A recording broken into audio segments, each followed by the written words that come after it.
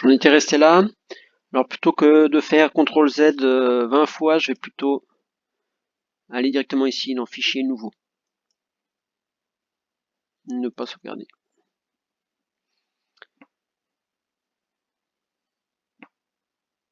Et je vais prendre le graphique.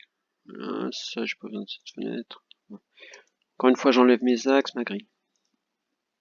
Je peux raccourcir ça. Voilà. Nous allons commencer par tracer un axe de symétrie. Cette fois-ci, on va laisser les points A et B. Ne le faites pas vertical, vous avez vu, je l'ai légèrement penché pour qu'on voit mieux ce qui se passe. Ensuite, vous allez prendre l'outil arc de cercle créé par 3 points, celui-ci. Attention, hein.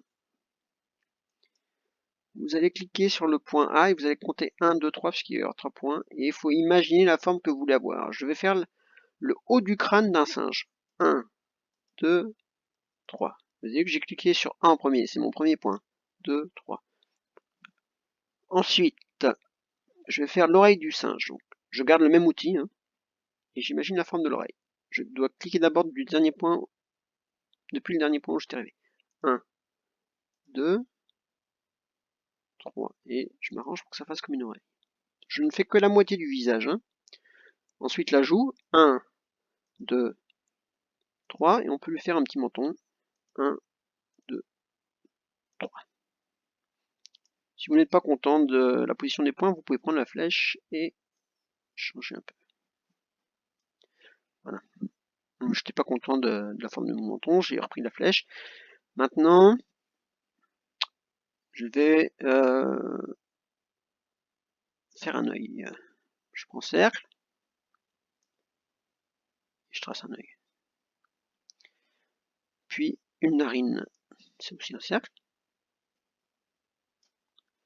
Puis la bouche.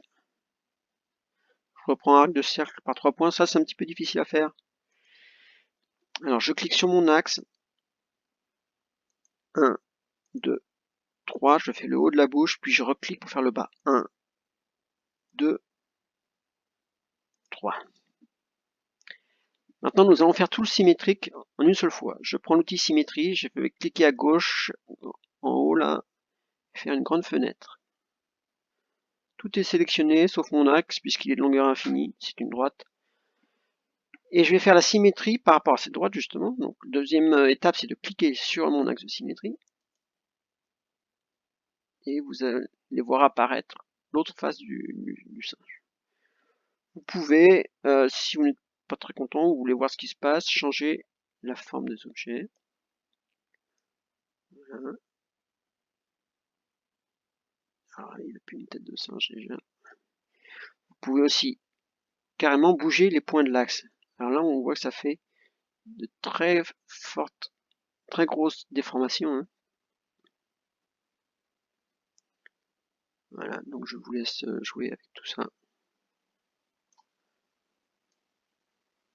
Il y a de quoi s'occuper un moment. Au revoir.